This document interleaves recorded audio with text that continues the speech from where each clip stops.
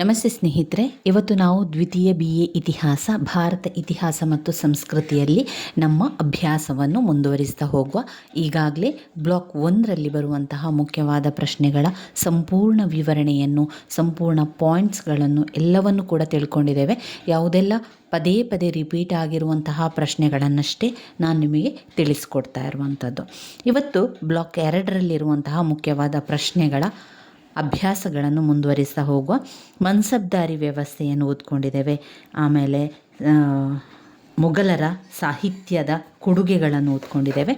ಇವತ್ತು ಬ್ಲಾಕ್ 2ರಲ್ಲಿ ಸ್ತ್ರೀ ಶಿಕ್ಷಣ ತುಂಬಾ ಮುಖ್ಯವಾಗಿರುವಂಥದ್ದು. ಮೊಘಲರ ಕಾಲದಲ್ಲಿ ಸ್ತ್ರೀಯರ ಶಿಕ್ಷಣದ ಬಗ್ಗೆ ತಿಳಿಸಿ ಅಂತ ಕೇಳ್ತಾರೆ. 5 ಅಂಕಕ್ಕೆ ಬಂದಾಗ ಮೊಘಲರ ಕಾಲದ ಸ್ತ್ರೀ ಶಿಕ್ಷಣ ಅಂತ ಕೇಳ್ಬೋದು, ಅಥವಾ 10 ಅಂಕಕ್ಕೆ ಬಂದಾಗ ಮೊಘಲರ ಕಾಲದ ಸ್ತ್ರೀ ಶಿಕ್ಷಣವನ್ನು ವಿವರಿಸಿ ಅಂತ ಕೇಳ್ಬೋದು. 5 ಅಂಕಕ್ಕೂ ಕೂಡ ಕೇಳುವಂತಹ ಪ್ರಶ್ನೆ, 10 ಅಂಕಕ್ಕೂ ಕೂಡ ಕೇಳ್ತಾರೆ. ಯಾವ ರೀತಿ ಇತ್ತು ಎನ್ನುವಂಥದ್ದನ್ನು ಪಾಯಿಂಟ್ಸ್ ಮಾಡಿ ಆ ಪಾಯಿಂಟ್ಸನ್ನು ಬರಿತಾ ಹೋಗಿ. ಮೊಘಲರ ಕಾಲದಲ್ಲಿ ಸ್ತ್ರೀ ಶಿಕ್ಷಣಕ್ಕೆ ಹೆಚ್ಚಿನ ಆದ್ಯತೆ ಇರಲಿಲ್ಲ. ಆವಾಗ ಮೊಘಲರ ಕಾಲದಲ್ಲಿ ಏನು ಮಾಡ್ತಾಯಿದ್ರು, ಸ್ತ್ರೀಯರಿಗೆ ಶಿಕ್ಷಣಕ್ಕೆ ಹೆಚ್ಚಿನ ಆದ್ಯತೆಯನ್ನು ಕೊಡ್ತಾ ಇರಲಿಲ್ಲ, ಆದ್ಯತೆ ಇರಲಿಲ್ಲ.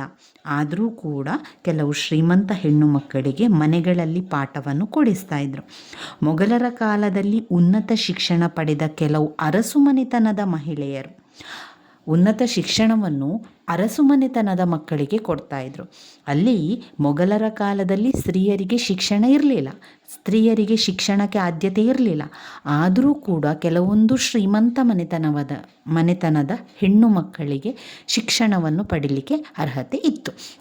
ಇನ್ನು ರಾಜಮನೆತನದ ಮಹಿಳೆಯರಿಗೆ, ರಾಜಮನೆತನದ ರಾಣಿಯರಿಗೆ ಶಿಕ್ಷಣವನ್ನು ಪಡೆಯಲು ಅವಕಾಶ ಇತ್ತು. ಅವರು ಉನ್ನತ ಶಿಕ್ಷಣವನ್ನು ಕೂಡ ಪಡೀತಾ ಇದ್ದರು. ಅರಸುಮನೆತನದ ಮಹಿಳೆಯರೆಂದರೆ ಹುಮಾಯೂನ್ನ ಸೋದರಿ ಗುಲ್ಬದನ್ ಬೇಗಂ. ಇವಳು ಹುಮಾಯೂನ್ ನಾಮ ಎಂಬ ಗ್ರಂಥವನ್ನು ರಚಿಸಿದ್ದಾಳೆ. ಅಂದರೆ ಇಲ್ಲಿ ಹುಮಾಯೂನ್ನ ಸಹೋದರಿ ಗುಲ್ಬದನ್ ಬೇಗಂ ಶಿಕ್ಷಣವನ್ನು ಪಡೆದಿದ್ದಾಳೆ ಅಂತ ನಮಗೆ ಆಧಾರವಾಗಿ ಸಿಕ್ಕಿರುವಂಥದ್ದು ಏನು ಅಂದರೆ, ಅವಳು ಬರೆದಿರುವಂತಹ ಒಂದು ಗ್ರಂಥ, ಅವಳು ಬರೆದಿರುವಂತಹ ಒಂದು ಪುಸ್ತಕದಿಂದ ನಮಗೆ ಗೊತ್ತಾಗಿರುವಂಥದ್ದು ಗುಲ್ಬದನ್ ಬೇಗಂ ಶಿಕ್ಷಣವನ್ನು ಪಡೆದುಕೊಂಡಿದ್ಲು. ಅವಳು ಯಾರು? ರಾಜನಾದಂಥ ಹುಮಾಯೂನ್ನ ಸೋದರಿಯಾಗಿದ್ಲು, ತಂಗಿ ಅಥವಾ ಅಕ್ಕ ಆಗಿದ್ಲು. ಗುಲ್ಬದನ್ ಬೇಗಂ ಅವಳು ಶಿಕ್ಷಣವನ್ನು ಪಡೆದು ತನ್ನ ಗ್ರಂಥದಲ್ಲಿ ಸಂಪೂರ್ಣವಾಗಿ ತನ್ನ ಸಹೋದರ ಹುಮಾಯೂನ್ನ ಬಗ್ಗೆ ಅವಳು ಸಂಪೂರ್ಣ ಒಂದು ಪುಸ್ತಕವನ್ನು ಬರೀತಾಳೆ. ಹುಮಾಯೂನ್ನ ಒಂದು ಸಮಸ್ಯೆ ಇರಬಹುದು, ಅವನ ಯುದ್ಧದ ಸಮಯದಲ್ಲಿ ಆದಂತಹ ತೊಂದರೆಗಳು, ಅವನಿಗೆ ಆದಂತಹ ಒಂದು ಕಷ್ಟಗಳು, ಅವನ ರಾಜ್ಯಭಾರ, ಅವನ ಆಡಳಿತ ರೀತಿ, ಅವನ ರಾಜನೀತಿಜ್ಞ ಎಲ್ಲ ಕೂಡ ಆ ಒಂದು ಪುಸ್ತಕದಲ್ಲಿ ಬರೆದಿದ್ಲು. ತಾಯಿಯಾದ ಹಮೀದಾ ಬಾನು ಬೇಗಂ ಸುಶಿಕ್ಷಿತ ಮಹಿಳೆ ಕೂಡ ಎಂಬುದು ತನ್ನ ಗ್ರಂಥದಲ್ಲಿ ನಮೂದಿಸಿದ್ದಾರೆ. ಮಹಮ್ಮದ್ ಅನಾಗಾ, ಸಲೀಮಾ, ಸುಲ್ತಾನ ಬೇಗಂ, ನೂರ್ ಜಹಾನ್, ಮುಮ್ತಾಜ್ ಮಹಲ್ ಉನ್ನತ ಶಿಕ್ಷಣ ಪಡೆದ ಇತರೆ ಮಹಿಳೆಯರಾಗಿದ್ದರು. ರಾಜಕೀಯ ಮತ್ತು ಸಾಂಸ್ಕೃತಿಕ ಕ್ಷೇತ್ರದಲ್ಲಿ ಆಸಕ್ತಿಯನ್ನು ಹೊಂದಿದವರಾಗಿದ್ದರು. ಇನ್ನು ಮಾನ್ಸ್ರೇಟ್ನರ ಪ್ರಕಾರ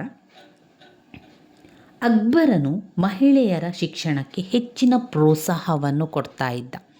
ಅಕ್ಬರ ಹೆಚ್ಚಿನ ಪ್ರೋತ್ಸಾಹವನ್ನು ಮಹಿಳೆಯರ ಶಿಕ್ಷಣಕ್ಕೆ ನೀಡಿದನು. ಸ್ತ್ರೀಯರನ್ನು ಪ್ರತ್ಯೇಕವಾಗಿರಿಸುವುದು ಅಂದಿನ ಕಟ್ಟುನಿಟ್ಟಾದ ಒಂದು ಪದ್ಧತಿಯಾಗಿತ್ತು. ತಮ್ಮ ಅಧ್ಯಯನವನ್ನು ಪ್ರತ್ಯೇಕವಾಗಿ ಮುಂದುವರಿಸಬೇಕಾಗಿತ್ತು. ಮಧ್ಯಕಾಲೀನ ಇತಿಹಾಸದಲ್ಲಿ ಈ ರೀತಿಯಾದ ಮಹಿಳೆಯರ ಶಿಕ್ಷಣ ಪದ್ಧತಿಯನ್ನು ಗಮನಿಸಬಹುದು. ಶಹಜಾನ್ನ ಮಗಳಾದ ಜಹಾನಾ ಬೇಗಂ, ಔರಂಗಜೇಬ್ನ ಮಗಳಾದ ಜೇಬ್ ಉನ್ನೀಸ್ ವಿಶಿಷ್ಟ ಖ್ಯಾತಿ ಪಡೆದಿದ್ದ ಕವಿಯತ್ರಿಯರು ಕೂಡ ಆಗಿದ್ದರು. ಸಲೀಮಾ ಸುಲ್ತಾನ ಮತ್ತು ಜೇಬ್ ಉನ್ ನಿಸಾ ತಮ್ಮದೇ ಆದ ಗ್ರಂಥಾಲಯವನ್ನು ಕೂಡ ಹೊಂದಿದ್ದರು ಹಾಗೂ ವಿದ್ವಾಂಸರಿಗೆ ಪ್ರೋತ್ಸಾಹವನ್ನು ನೀಡಿದರು. ಸ್ತ್ರೀಯರಿಗೆ ಧಾರ್ಮಿಕ ಮತ್ತು ಸಾಹಿತ್ಯ ಶಿಕ್ಷಣವನ್ನು ಕೂಡ ನೀಡಿದರು. ಸಾಮಾನ್ಯ ವರ್ಗದ ಮಹಿಳೆಯರು ಶಿಕ್ಷಣದಿಂದ ವಂಚಿತರಾಗಿದ್ದರು. ಇವಿಷ್ಟನ್ನು ನೀವು ಮೊಘಲರ ಕಾಲದ ಸ್ತ್ರೀ ಶಿಕ್ಷಣದಲ್ಲಿ ಪಾಯಿಂಟ್ಸ್ ಆಗಿ ತಗೊಳ್ಬೇಕು. 1ನೇ ಪಾಯಿಂಟ್, ಮೊಘಲರ ಕಾಲದಲ್ಲಿ ಸ್ತ್ರೀ ಶಿಕ್ಷಣಕ್ಕೆ ಆದ್ಯತೆ ಇರಲಿಲ್ಲ. ಪಾಯಿಂಟ್ ನಂಬರ್ 2, ಮೊಘಲರ ಕಾಲದಲ್ಲಿ ಶ್ರೀಮಂತ ಹೆಣ್ಣು ಮಕ್ಕಳಿಗೆ ಮನೆಯಲ್ಲೇ ಪಾಠವನ್ನು ಕೊಡಿಸ್ತಾ ಇದ್ರು. ಪಾಯಿಂಟ್ ನಂಬರ್ 3, ಮೊಘಲರ ಕಾಲದಲ್ಲಿ ಉನ್ನತ ಶಿಕ್ಷಣವನ್ನು ರಾಜಮನೆತನದ ಮಹಿಳೆಯರು ಪಡೆಯುತ್ತಿದ್ದರು. ಪಾಯಿಂಟ್ ನಂಬರ್ 4, ಹುಮಾಯೂನ್ನ ಸೋದರಿ ಗುಲ್ ಬದನ್ ಬೇಗಂ ಶಿಕ್ಷಣವನ್ನು ಪಡೆದಿದ್ದಳು. ಗುಲ್ ಬದನ್ ಬೇಗಂ ಹುಮಾಯೂನ್ ನಾಮ ಎಂಬ ಒಂದು ಗ್ರಂಥವನ್ನು ರಚಿಸಿದ್ದಾಳೆ. ಪಾಯಿಂಟ್ ನಂಬರ್ 4, ಅಕ್ಬರನು ಮಹಿಳಾ ಶಿಕ್ಷಣಕ್ಕೆ ಹೆಚ್ಚಿನ ಪ್ರೋತ್ಸಾಹವನ್ನು ಕೊಡ್ತಾ ಇದ್ದನು. ಮೊಘಲ್ ಕಾಲದ ಅನೇಕ ರಾಜಮನೆತನದವರು, ಶ್ರೀಮಂತ ಕುಟುಂಬದ ಮಹಿಳೆಯರು ಶಿಕ್ಷಣವನ್ನು ಪಡಿತಾ ಇದ್ದರು. ಸ್ತ್ರೀಯರಿಗೆ ಧಾರ್ಮಿಕ ಮತ್ತು ಸಾಹಿತ್ಯ ಶಿಕ್ಷಣವನ್ನು ಕೊಡ್ತಾ ಇದ್ದರು. ಸಾಮಾನ್ಯ ವರ್ಗದ ಮಹಿಳೆಯರಿಗೆ ಶಿಕ್ಷಣ ಇರಲಿಲ್ಲ, ಶಿಕ್ಷಣದಿಂದ ವಂಚಿತರಾಗಿದ್ದರು ಎನ್ನುವ ಪಾಯಿಂಟ್ಸನ್ನು ಹಾಕಿ ಮೊಘಲರ ಕಾಲದ ಸ್ತ್ರೀ ಶಿಕ್ಷಣವನ್ನು ಬರಿತಾ ಹೋಗಿ. ಮುಖ್ಯವಾದಂತಹ ಪ್ರಶ್ನೆ ಅದು, ಸ್ಕಿಪ್ ಮಾಡಬೇಡಿ. ಇನ್ನು ಬ್ಲಾಕ್ 2ರಲ್ಲಿ ಒಂದು ಕೊನೆಯದಾದಂತಹ ಒಂದು ಮುಖ್ಯವಾದಂತಹ ಪ್ರಶ್ನೆಯನ್ನು ನೋಡುವ. ಅದುವೇ ನಾವು ಸೂಫಿ ಪಂಥದ ಉಗಮ ಮತ್ತು ಬೆಳವಣಿಗೆ. ಅದು 15 ಅಂಕಕ್ಕೆ ಕೇಳುವಂತಹ ಒಂದು ಪ್ರಶ್ನೆ. ಸೂಫಿ ಸಂತರು ಶ್ರೇಷ್ಠರು. ಅವರ ಸಾಹಿತ್ಯದಲ್ಲಿ ಉತ್ತಮ ಪಾಂಡಿತ್ಯವನ್ನು ಗಳಿಸಿದ್ದರು. ಯಾರು? ಈ ಸೂಫಿ ಸಂತರು. ಸೂಫಿ ಎಂಬ ಪದವು ಸಾಫ್ ಎಂಬ ಪದದಿಂದ ಉತ್ಪನ್ನವಾಗಿದ್ದು, ಸಾಫ್ ಎಂದರೆ ಶುದ್ಧಿ ಅಥವಾ ಶುಚಿ ಮಾಡು ಎನ್ನುವಂಥ ಅರ್ಥವನ್ನು ಕೊಡ್ತದೆ. ಸೂಫಿ ಪಂಥದ ಉದಯ ಮತ್ತು ಬೆಳವಣಿಗೆ ಭಾರತದ ಚರಿತ್ರೆಯಲ್ಲಿ ಒಂದು ಮಹತ್ತರವಾದ ಸ್ಥಾನ ಕೂಡ ಪಡೆದಿದೆ. ಸೂಫಿ ಪಂಥ ಪರ್ಷಿಯಾ ದೇಶದಲ್ಲಿ ಉಗಮವಾಯಿತು. ಸೂಫಿ ಪಂಥವು ಇಸ್ಲಾಂ ಧರ್ಮದ ಆಧ್ಯಾತ್ಮಿಕತೆಯ ಇನ್ನೊಂದು ಹೆಸರು. ಈ ಪಂಥಕ್ಕೆ ಕುರಾನ್, ಮಹಮ್ಮದ್ ಪೈಗಂಬರರ ಜೀವನ ಚರಿತ್ರೆ ಮೂಲ ಆಧಾರವಾಗಿದೆ. ಈಗ ಸೂಫಿ ಸಂತರಂದರೆ ಯಾರು? ಅವರು ಶ್ರೇಷ್ಠರಾಗಿದ್ದರು. ಹೇಗೆ ಅದು ಆರಂಭವಾಯಿತು ಅಂತ ಹೇಳಿದರೆ, ಸೂಫಿ ಎನ್ನುವಂಥದ್ದು ಸಾಫ್ ಎಂಬ ಪದದಿಂದ ಬಂದಿದೆ ಅಂತ ಹೇಳ್ತಾರೆ. ಸಾಫ್ ಅಂದರೆ ಏನು? ಸಾಫ್ ಅಂದರೆ ಶುದ್ಧಿ ಮಾಡುವಂಥದ್ದು, ಶುಚಿ ಮಾಡುವ ಎನ್ನುವಂಥ ಅರ್ಥದಲ್ಲಿ ಬರ್ತದೆ. ಎಲ್ಲಿ ಅದು ಉಗಮವಾಯಿತು ಅಂತ ಹೇಳಿದರೆ, ಅದು ಪರ್ಷಿಯಾ ದೇಶದಲ್ಲಿ ಉಗಮವಾಗಿರುವಂಥದ್ದು. ಸೂಫಿ ಪಂಥವು ಮೊದಲು ಅರೇಬಿಯಾದಲ್ಲಿ ಹುಟ್ಟಿ ದೆಹಲಿ ಸುಲ್ತಾನರ ಕಾಲದಲ್ಲಿ ಭಾರತಕ್ಕೆ ಕಾಲಿಟ್ಟಿತು ಅಂತ ಹೇಳ್ತಾರೆ. ಭಾರತದಲ್ಲಿ ಮೊದಲ ಸೂಫಿ ಪಂಥ ಪ್ರಚಾರ ಮಾಡಿದಂತಹ ಕೀರ್ತಿ ಸಂತ ಆಲ್ ಹುಜಿವಿ ಅವರಿಗೆ ಸಲ್ಲುತ್ತದೆ. ಆತನಿಂದ ಲಾಹೋರಿನಲ್ಲಿ ಸೂಫಿ ಪಂಥ ಜನಪ್ರಿಯವಾಗ್ತದೆ. ಸೂಫಿ ಸಂತ ಶ್ರೇಷ್ಠರು. ಅವರು ಸಾಹಿತ್ಯದಲ್ಲಿ ಉತ್ತಮ ಪಾಂಡಿತ್ಯವನ್ನು ಕೂಡ ಗಳಿಸ್ತಾರೆ. ಅವರು ರಾಜರಿಗೆ, ಸುಲ್ತಾನರಿಗೆ ರಾಜಗುರುಗಳಾಗ್ತಾರೆ. ಸುಲ್ತಾನರು ಅವರಿಗಾಗಿ ಅನೇಕ ಕಾಂಘಾಗಳನ್ನು ನಿರ್ಮಿಸಿಕೊಟ್ಟು ಜನಸೇವೆಗೆ ಅನುಕೂಲವನ್ನು ಕೂಡ ಮಾಡಿಕೊಟ್ಟರು. ಮಠದಲ್ಲಿ ನೆಲೆಸಿದ್ದಂತಹ ಅವರು ಧರ್ಮ ಬೋಧನೆಯಲ್ಲಿ ತೊಡಗಿದರು. ಅವರು ದಿವ್ಯ ಅನುಭವವುಳ್ಳವರಾಗಿದ್ದರು. ಅಷ್ಟೇ ಅಲ್ಲದೆ ಜನರ ಕಷ್ಟಗಳನ್ನು ನಿವಾರಿಸುತ್ತಾ ಕೂಡ ಇದ್ದರು. ಇನ್ನು ಕೆಲವು ಸಂತರುಗಳು ಸಂಸಾರಿಗಳು ಕೂಡ ಆಗಿದ್ದರು. ಸೂಫಿ ಪಂಥ ಪರ್ಷಿಯಾ ದೇಶದಲ್ಲಿ ಉಗಮವಾಗಿ, ಸೂಫಿ ಪಂಥವು ಇಸ್ಲಾಂ ಧರ್ಮದ ಆಧ್ಯಾತ್ಮಿಕತೆಯ ಇನ್ನೊಂದು ಹೆಸರು ಅಂತ ಹೇಳ್ಬೋದು. ಈ ಒಂದು ಪಂಥಕ್ಕೆ ಕುರಾನ್ ಮತ್ತು ಮಹಮ್ಮದ್ ಪೈಗಂಬರ ಜೀವನ ಚರಿತ್ರೆ ಮೂಲ ಆಧಾರವಾಗಿದೆ. ಸೂಫಿ ಪಂಥ ಜೊರೋಸ್ಟ್ರಿಯನ್, ಕ್ರೈಸ್ತ, ಬೌದ್ಧ, ಹಿಂದೂ ಧರ್ಮಗಳ ಹಲವಾರು ಉತ್ತಮ ಅಂಶಗಳನ್ನು ಕೂಡ ತನ್ನೊಳಗೆ ಒಳಗೊಂಡಿದೆ ಅಂತ ಹೇಳ್ತಾರೆ. ಸೂಫಿ ಸಂತರು 12ನೆಯ ಶತಮಾನದ ವೇಳೆಗೆ ಭಾರತಕ್ಕೆ ಬಂದರು. ದೇವರು ಒಬ್ಬನೇ, ಅವನು ಸರ್ವಶಕ್ತ. ಸೂಫಿ ಸಂತರು ಆತ್ಮವನ್ನು ದೇವರೆಂದು ಪರಿಗಣಿಸಿದರು ಮತ್ತು ಈ ಆತ್ಮವು 5 ಬಾಹ್ಯ ಮತ್ತು 5 ಆಂತರಿಕ ಅಂಶಗಳನ್ನು ಹೊಂದಿದೆ ಎಂದು ನಂಬಿದ್ದರು. ಸೂಫಿ ಸಂತರ ಪ್ರಕಾರ ದೇವರು ಈ ಲೋಕದ ಸೃಷ್ಟಿಕರ್ತ. ಈ ಸೃಷ್ಟಿಯು ಭ್ರಮೆಯಾಗಿರದೆ ದೇವರನ್ನು ಪ್ರತಿಬಿಂಬಿಸುವಂತಹ ಕನ್ನಡಿಯಾಗಿದೆ ಎಂದು ಅವರ ಒಂದು ನಂಬಿಕೆ. ಸೂಫಿ ಸಂತರು ಫೀರ್ ಅಥವಾ ಗುರುಗಳನ್ನು ಬಹಳವಾಗಿ ಗೌರವಿಸುತ್ತಾ ಇದ್ದರು. ಅವರ ಪ್ರಕಾರ ಗುರುವಿನ ಆಶೀರ್ವಾದ, ಮಾರ್ಗದರ್ಶನ ಇಲ್ಲದೆ ಈ ಲೋಕದಲ್ಲಿ ಏನನ್ನೂ ಸಾಧಿಸಲು ಸಾಧ್ಯವಿಲ್ಲ ಎಂದು ನಂಬಿದರು. ಸೂಫಿ ಪಂಥದ ಮುಖ್ಯ ಉದ್ದೇಶ ಮುಕ್ತಿಯನ್ನು ಪಡೆಯುವಂಥದ್ದು. ಮುಕ್ತಿ ಪಡೆಯುವಂಥದ್ದೇ ಸೂಫಿ ಪಂಥದ ಮುಖ್ಯ ಉದ್ದೇಶ. ದೇವರಲ್ಲಿ ಒಂದಾಗುವುದು. ಈ ಸ್ಥಿತಿಯನ್ನು ಅವರು ಫನಾ ಎಂದು ಕರೆದರು. ಈ ಸ್ಥಿತಿಯನ್ನು ಪಡೆಯಬೇಕಾದರೆ ಮನುಷ್ಯರು ತನ್ನೊಳಗಿನ ಅಹಂಕಾರ ಅಥವಾ ಅಹಂ ಅನ್ನು ನಾಶಪಡಿಸಬೇಕಾಗುತ್ತದೆ.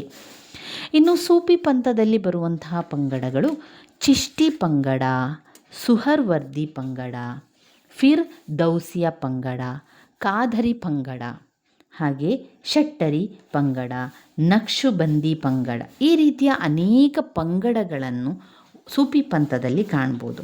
ನಮಗೆ ಮುಖ್ಯವಾಗಿ ಇದರಲ್ಲಿ ಬೇಕಾಗಿರುವಂಥದ್ದು ಸೂಫಿ ಪಂಥದ ತತ್ವಗಳು. ಅನೇಕ ಬಾರಿ ಅನೇಕ ಪ್ರಶ್ನೆ ಪತ್ರಿಕೆಯಲ್ಲಿ ಕೇಳಿರುವಂತಹ ಪ್ರಶ್ನೆ ಅಂತ ಹೇಳಿದರೆ ಸೂಫಿ ಪಂಥದ ತತ್ವಗಳು ಅಂತ ಕೇಳಿದ್ದಾರೆ. ಸೂಫಿ ಪಂಥದ ತತ್ವಗಳನ್ನು ವಿವರಿಸಲಿಕ್ಕೆ ಏನೆಲ್ಲ ತತ್ವಗಳಿದೆ, ಒಟ್ಟು ಎಷ್ಟು ಪಾಯಿಂಟ್ಸ್ ಇದೆ, ಒಟ್ಟು 10 ಪಾಯಿಂಟ್ಸಲ್ಲಿ ಸೂಫಿ ಪಂಥದ ತತ್ವಗಳು ಹೊಂದಿದೆ. ಅದನ್ನು ನೋಡ್ತಾ ಹೋಗುವ. ಸೂಫಿ ಪಂಥದ ತತ್ವಗಳು. 1. ಸೂಫಿ ಪಂಥ ಏಕದೇವರಾಧನೆಯಲ್ಲಿ ನಂಬಿಕೆಯನ್ನು ಹೊಂದಿತ್ತು. ಸೂಫಿ ಪಂಥ ಏಕದೇವರಾಧನೆಯಲ್ಲಿ ನಂಬಿಕೆಯನ್ನು ಹೊಂದಿತ್ತು. 2. ಎಲ್ಲ ಜೀವಿಗಳು ಮತ್ತು ಸರ್ವಸ್ವವು ದೇವರ ಭಾಗವೆಂದು ಭಾವಿಸಿತ್ತು. ಎಲ್ಲ ಜೀವಿಗಳು ಮತ್ತು ಸರ್ವಸ್ವವು ದೇವರ ಭಾಗವೆಂದು ಭಾವಿಸಿತ್ತು.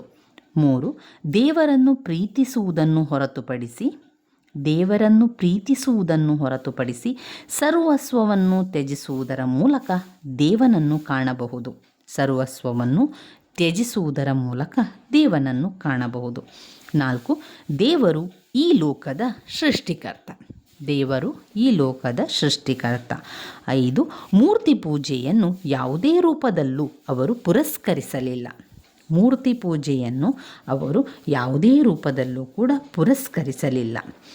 ದೇವರು ದಯಾಳು, ಹಾಗಾಗಿ ದೇವರಲ್ಲಿ ನಮ್ಮ ಆತ್ಮಗಳು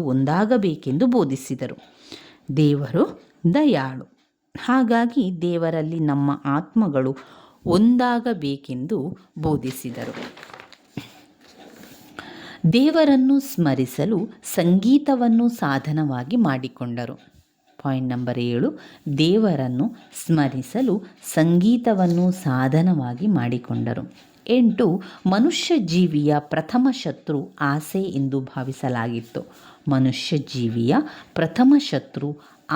ಎಂದು ಭಾವಿಸಲಾಗಿತ್ತು. ಹಾಗಾಗಿ ಆಸೆಯನ್ನು ತ್ಯಜಿಸುವಂತೆ ನಿರ್ದೇಶಿಸಿದರು. ಆಸೆಯನ್ನು ತ್ಯಜಿಸಬೇಕು ಅಂತ ಹೇಳಿದರು. 9ನೇ ಪಾಯಿಂಟ್. ಪಿರ್ ಎಂದು ಕರೆಯುತ್ತಿದ್ದಂತಹ ಗುರುವಿನಲ್ಲಿ ನಂಬಿಕೆಯನ್ನು ಹೊಂದಿದ್ದರು. ಫಿರ್ನ ಆಶೀರ್ವಾದ ಇಲ್ಲದೆ ನಾವು ಈ ಲೋಕದಲ್ಲಿ ಏನನ್ನೂ ಸಾಧಿಸಲು ಸಾಧ್ಯ ಇಲ್ಲ ಮತ್ತು ಗುರುಗಳಿಗೆ ಶರಣಾಗುವುದು ಒಂದೇ ಮಾರ್ಗ ಎಂದು ಬೋಧಿಸಿದರು. ಹಿಂದೂ ಸನ್ಯಾಸಿಗಳಿಂದ ಸೂಫಿಗಳು ಅರಣ್ಯಗಳಲ್ಲಿ ವಾಸವಾಗಿರದೆ ನಗರಗಳಲ್ಲಿ ವಾಸವಾಗಿದ್ದರು. ಹಿಂದೂ ಸನ್ಯಾಸಿಗಳಂತೆ ಸೂಫಿಗಳು ಅರಣ್ಯಗಳಲ್ಲಿ ವಾಸವಾಗಿರದೆ ನಗರಗಳಲ್ಲಿ ವಾಸವಾಗಿದ್ದರು. ಸಾಮಾಜಿಕ ಸಮಾನತೆ ಮತ್ತು ಸಾಮರಸ್ಯದ ಭಾವನೆಗಳನ್ನು ಜನರಿಗೆ ಮನವರಿಕೆ ಮಾಡಿಕೊಡುತ್ತಿದ್ದರು.